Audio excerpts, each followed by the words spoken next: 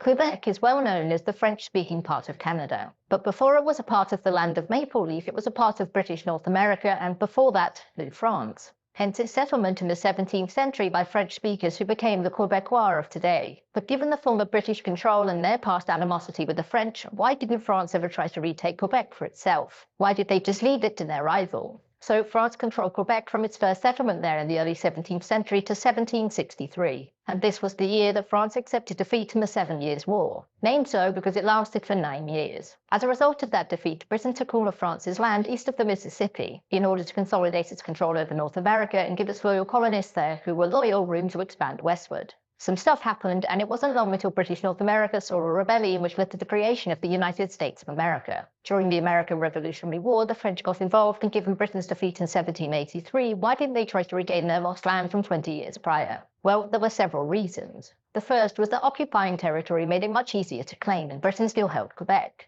And also, in a war that doesn't end in one side's occupation, you can't demand everything. And what France had pushed to gain was tobacco, because sugar plantations make all of the money, unlike Quebec, which just exported fur.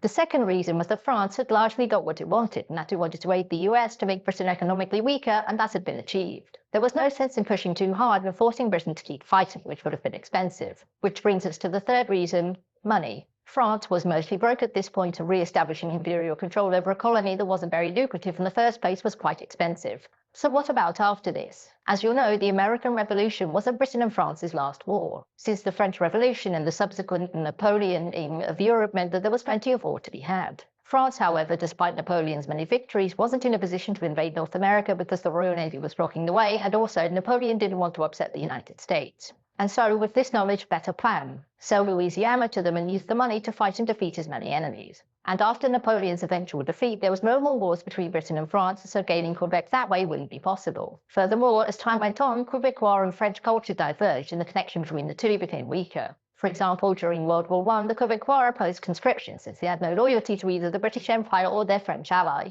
And as a result, over time, both sides ceased to see each other as the same people, but as sort of cousins. That's not to say that France had no interest in the area. In the 1960s, independence for Quebec became a major political issue in Canada, and the French followed it closely. Infamously, this period saw French President Charles de Gaulle shout, "Long live the free Quebec," during his visit to Montreal. This, shockingly, caused a diplomatic incident, and de Gaulle immediately left for France. After this, most French leaders took the position of not officially taking their stance, but closely following Quebec independence movements. But that said, despite taking an interest, there was zero desire for Quebec to join France on both sides. Too much time had passed, and France had missed her chance.